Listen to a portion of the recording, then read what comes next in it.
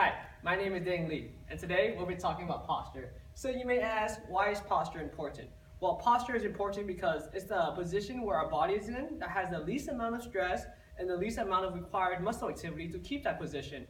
So if we were to have bad posture, then that may cause too much wear and tear on our stress, or stress on our joints that may cause too much wear and tear, and then that may cause too much muscle activity required to keep that position, and that could cause muscle weakness or muscle contractions, like they're too short. So what is the reasons for bad posture? Well, we have habit. You've been doing it for a while. Slouching. You're too hunched over. Your muscle weakness. You can't keep your core up or keep other body parts up. And muscle contracture or spasm. Your muscles are too tight. They're pulling you a certain way. Then there is pain and respiratory conditions. So such as you're in pain so you can't sit up straight, or you're having trouble breathing so you gotta sit in a certain way or stand a certain way. Then there's excess weight, such as obesity. This is a huge problem, especially in today's society. Then next we have loss of proprioception, so you don't know where your body is in space, so you're not sure how to correct yourself. Then we have a bad environment, such as your chair is too high or too low. So let's say you're sitting there and doing your homework, and then your chair is too high, so you'd be hunched over to write on a table, or your chair is too low, so you extend up your spine. And too much of those positions is not good for your body as well.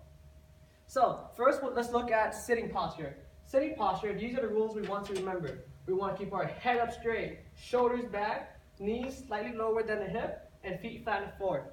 So let's evaluate my patient Anthony Thurston's posture today. Hello, Anthony Thurston. Hi. My name is Dane Lee. It's nice to meet you. Okay, so I'm just going to assess your posture, okay, sir, and make sure you're sitting correctly so it doesn't cause damage to your body over time. So first, let's take a look. His head is a little bit forward, more than I would like, so let's have you move it back a little bit, move away from my hand. There, just like that. So now his head is now in a forward position, and it's looking forward, so it's not tilted down or up. Just perfectly neutral. And next we want to make sure his shoulders are back. So as you can see, it's a little bit protracted. Let's have you move it back. Good, just like that.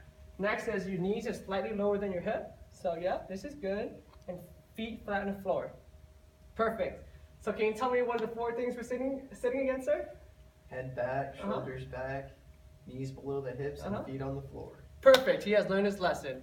So next, let's go to standing posture. So with standing posture, we want to go by a plumb line. A plumb line is basically a line that goes straight through the human body, and there are certain positions where we want that line in to make sure the patient has good posture. Let's have you standing here, sir, sideways. Good. So back a little bit.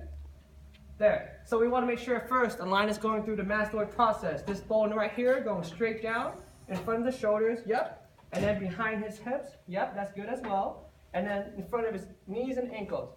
That's all good. But that may be a bit hard to remember, especially if you're not in the medical field. So some key rules to remember are keeping your shoulders back, your body straight, knees slightly bent, and wear some good shoes. So his shoulders are back. Yep, that is correct. His core muscles are engaged to keep his body up straight. His knees are slightly bent, not locked out. And is wearing good quality shoes so that one side is not higher than the other. And that, my friends, is good posture in sitting and standing. If you have any questions, please comment below and I'll get back to you within 24 hours.